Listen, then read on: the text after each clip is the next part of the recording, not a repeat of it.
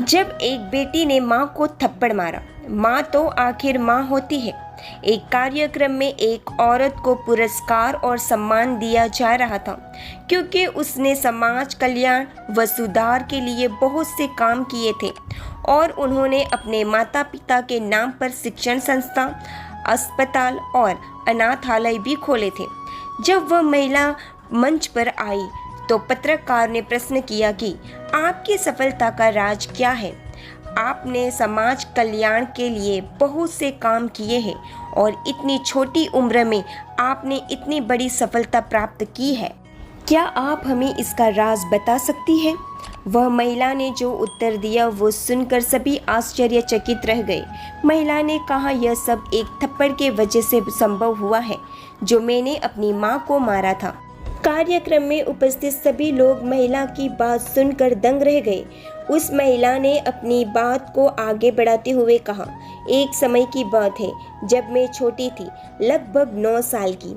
हम खाना खा रहे थे और सामने टीवी भी लगा हुआ था जिसमें मेरा मनपसंद कार्टून का प्रोग्राम चल रहा था। उस समय मेरा सारा ध्यान टीवी में ही था। मुझे खाना खाते हुए लगभग आधा घंटा हो चुका था और मेरा खाना पूरी तरह से ठंडा हो गया था। मेरी माँ ने जब यह देखा तो एक चपेट लगाते हुए मेरी प्लेट खींच ली और कहा, सारा ध्यान बस टीवी में है या नहीं कि जल्द से खाना खत्म करें। यह कहते हुए उन्होंने मुझे दोबारा गर्म खाना परोसा और मेरी प्लेट का ठंडा खाना खुद खाने लगी। जब माँ ने मुझे थप्पड़ मारा तो मुझे बहुत गुस्सा आया। मैंने यह नहीं देखा कि मेरी माँ ने मुझे फिर से गरम गरम खाना परोसा कर मेरा ठंडा खाना खुद खा रही है। मेरे ऊपर शैतान सवार हो गया था जो मुझसे यह कह रहा था कि तुम्हारी माँ ने तुम्हें थप्पड़ मारा, और शैतान के बहकावे में आकर मैंने वह कर दिया जो मुझे नहीं करना चाहिए था। मैंने भी अपनी माँ को थप्पड़ मार दिया। यह कहते हुए वह महिला की आंखों से आंसू निकलने लगे और वहां उपस्थित सभी लोग जो उसकी बात को ध्यान से सुन रहे थे वे भावुक भी हो रहे थे और यह सोचने लगे कि जिसने अपनी माँ को थप्पड़ मारा वह इतने आगे कैसे चली गई। महिला ने आगे कहा कि मेरे उस थप्पड़ ने मेरी माँ के दिल को बहुत गहरी चोट पहुँचाई। माँ की आंखें नम हो गई और उन्होंने बस इतना कहा कि मैंने तो कभी अपनी माँ को नहीं मारा था, मगर आज तुमने मुझ पर हाथ उठा दिया। इतना कहते हुए उनकी आंखों से आंसू निकलने लगे और वह मुंह के मुंह में कुछ बड़बड़ाने लगी। पिताजी ने देखा तो समझ बैठे कि माँ मुझे गुस्से में बद्दुआ दे रही है। पिताजी ने माँ को डांटते हुए कहा, वह छोटी बच्ची है, उसने तुम्हें गलती से मारा, इसका मतलब यह नहीं कि तुम उसे बद्दुआ दो। पिताजी की बात सुनकर तो मैं भी डर गई और माँ को देखने लगी। पिताजी की बात सुनकर माँ ने रोते हुए कहा, आप उनके पिताजी हो तो मैं भी उनकी माँ हूँ। 9 महीने मैंने अपनी कोख में रखकर अपना खून देकर सींचा है। इनके बहुत से कष्ट सहे हैं और अब भी इनके दिल में क्या चल रहा है, या शायद वह चाहते थे कि मुझे इस बात का पता चले कि जिस माँ को मैंने थप्पड़ मारा है उसके दिल में मेरे लिए कैसे विचार है। माँ ने कहा, गुस्से की हालत में हम जो भी दुआ या बद्दुआ करते हैं वह पूरी होती है।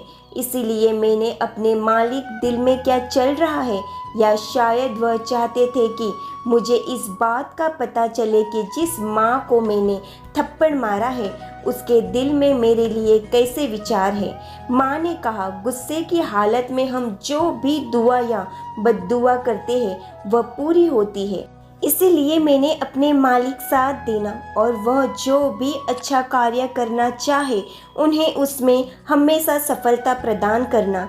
जब मैंने यह सुना तो अपनी माँ से लिपटकर बहुत रोई और उनसे माफ़ी भी मांगी और यह वादा भी किया कि आगे कभी ऐसी गलती नहीं करूँगी।